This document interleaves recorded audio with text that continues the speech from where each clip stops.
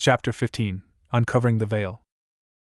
Time goes fast, laying on the hotel bed doing nothing, especially after taking an hour nap. I pick up my phone, and to no surprise, I have no new notifications on my phone. To be fair, I never texted anyone to be expecting to have new messages, but my needy brain is unreasonable. I put my shoes on to go find something to fill my belly with. I get out of the room and slowly and quietly approach the lobby in hopes of not running into Samantha or Michael to avoid awkward moments. I pick up my pace once I get to the lobby and see no one is around except the new receptionist, a young man who has the perfect shy personality to avoid unnecessary conversations. He looks like a kid as I pass by him, and sounds like one when he says, "Buenas tardes." I walk out through the sliding doors, smiling and expecting some fresh air to hit my face, but I disgustedly gag once a strong breeze picks up and sends the smell of dog crap straight into my lungs as I take a long deep breath. I start walking faster, holding my breath. I get to the center of Mayawatlan in no time. The smell of meat being grilled overpowers any other smell present.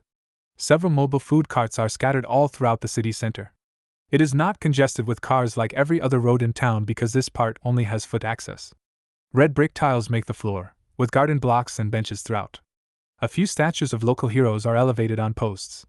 I go straight to the gazebo in the middle, and I climb the stairs. I blend very easily here. No one looks at me funny like back home. Samantha and Michael would stand out right away. Definitely Sophia would. I haven't talked to her in a while. I need to call her sometime. There are several couples holding hands and walking around the center block. I feel jealous of their lives. I am either doomed to be lonely forever, or too young to be worrying about dying alone. Even the dogs in front of the hot dog cart are luckier than I am. Get a room, nasties. That's inappropriate. A German Shepherd and a Grey Bulldog mix are going at it. I can't resist the smell of the hamburgers being grilled at the food cart. I run down the stairs towards my target, but slow down when a different set of dogs start barking at a man carrying a burlap sack on his shoulder, chasing him away. I wait in hope of them leaving, but they keep attacking people every other minute. When I reach the bottom stairs, they turn back towards me, but they surprise me when they go past me. I let go of my crumpled fists I had formed in case they would have tried to attack me. I don't know how this would have helped in any way, but it's all I could think of doing. They pass by without any fuss. How do these dogs decide who to attack? A man on a bicycle passes by and the dogs start barking at him uncontrollably until he gets out of view yelling. Maybe it's the bicycle they don't like. That turns out to not be the case when the next victim is a woman and her kid, and they don't seem to have anything in particular to set the dogs off. Although they are not actually biting anybody, they are still very annoying. There is one thing in common with all those people being attacked. Maybe those dogs are racist. No, that can't be because I was not attacked, and I share the same features as them. They start barking at an old man. He's old and has a cane as proof. He walks slowly, pretending the dogs aren't even present. He's wearing a very worn straw sombrero, and his shirt is either khaki or it is very seldomly washed, and it used to be white. His gray-greenish pants look to have been discolored by the sun for many years. He's wearing huaraches that look to have been exposed to water and mud very often.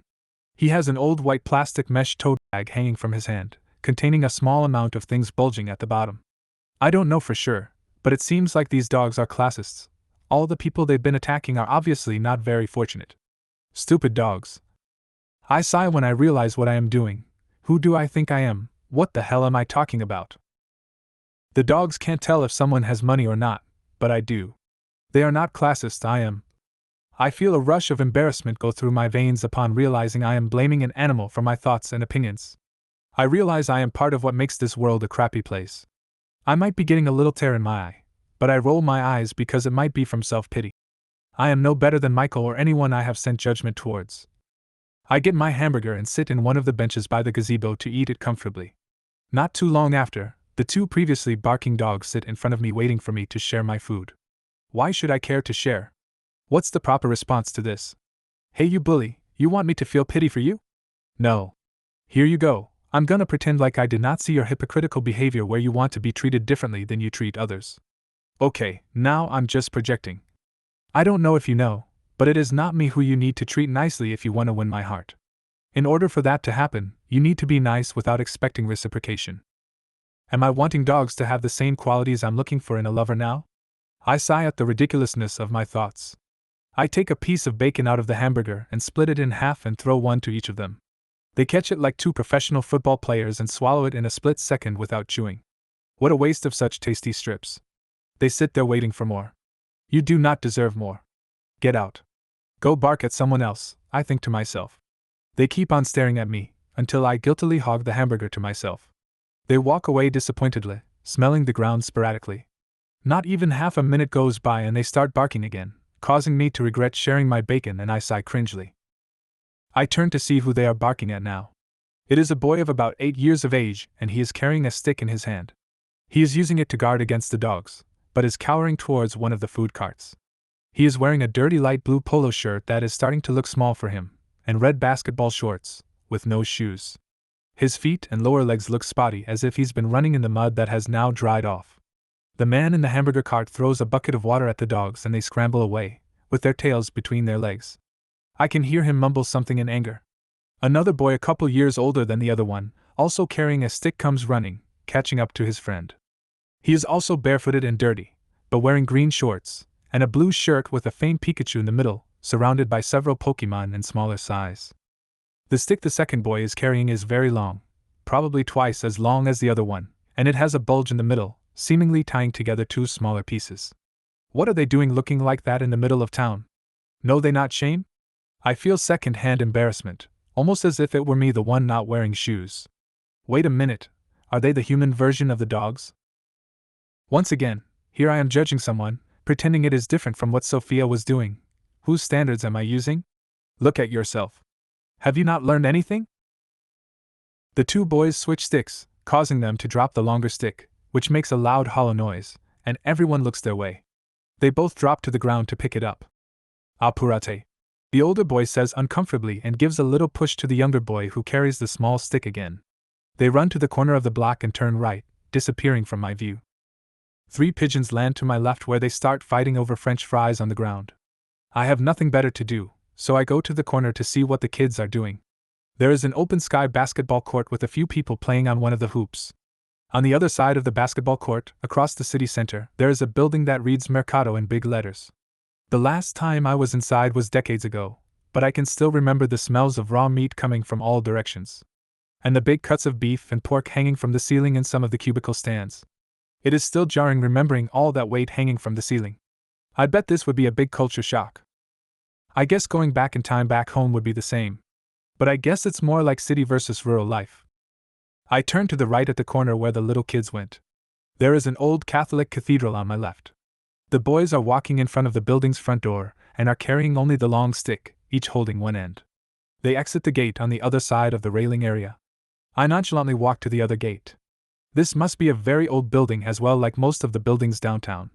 They are now little business, but I assume they had a different purpose before.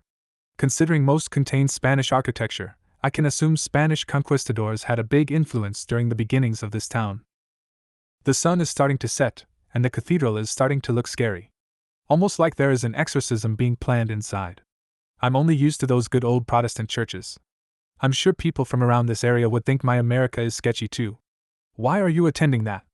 Looks like a cult to me, was my thought 15 years ago, the first time I attended a Pentecostal church, and the word cult was not part of my vocabulary at that age.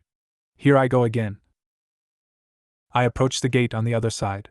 The road is surprisingly empty of traffic. The boys are across the road and are attempting to lift the stick straight up in the air in the corner of the three-way junction. I sit on the raised garden bed. It's the perfect size for sitting. I twist my neck to look through the cathedral's rail fence because the two kids are now to my back. The younger of them looks both ways of the street, then mouths something before turning to face the other boy. The boy in the Pikachu shirt tries to pick up the long stick, but gravity takes a hold of the tip of the stick and pushes it down. It slams on the ground, making a noise like the one from earlier. I turn away when I see the shock in their faces as they scramble, dropping to the ground to pick up the stick. After a few minutes, they are back at their task. The younger of them pushes the back end of the stick to help leverage it up in the air. They manage to get it straight up, and proceed to lean the wobbly stick, which stands as high as the corner of the building. It's a marble structure painted in red with a triangular cutout in the top corner, with a small statue of a bearded man in a robe sitting inside. What in the world are these kids doing? What goes on inside any 10-year-old's head anyways? It seems like they are trying to get the statue down. They keep on poking, and I keep on attentively staring, containing my laughter. They wobble the stick to the other side of the statue, and start poking again when it finally clicks. The boys wiggle the stick in the back of the statue, and a gray pigeon starts flapping its wings on the left side. The younger boy runs to the other side looking up and yells, "Estado de este lado," with a cracky little voice that reminds me of my 5-year-old niece who lives back in Indiana. They wobble the stick to the other side and start wiggling it in the back of the statue. The pigeon goes flying out of the other end, and it slowly glides to the ground. The boys let go of the stick and sprint towards the pigeon. I get to my feet so I can see where the pigeon lands. The statue also lets go of the stick, and it lands on the ground with the loudest slam so far. So loud even a man walking out of the cathedral, about 200 feet away, stops and looks my way for a few seconds before continuing walking. The boys get startled at the sound, but are determined to achieve their goal. They run to the pigeon, who is running along the sidewalk. Its inability of taking off makes me think it's most likely a baby pigeon. The three run in the opposite direction of me, with the pigeon momentarily flapping its wings when the boys get closer, until the younger of the boys launches at it, catching it. The two start dancing with happiness.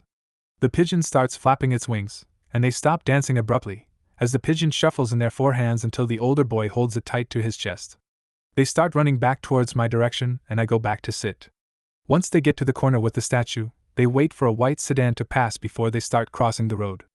"El Carrizo!" yells the younger boy, pointing at the stick on the ground, making them turn back. "Ya no me acordaba," says the older boy. They both take hold of the stick, each holding the opposite end. Once an old dark blue VW Bug passes by, they cross the road. They climb up the steps to go through the gates of the cathedral's fence, and when they see me, they start shyly smirking, and go off running towards the cathedral. They don't stop running until they go past the gates on the other side and go down the steps, slamming their black and barefoot soles on the dirty ground, disappearing when they turn left at the first building after the cathedral.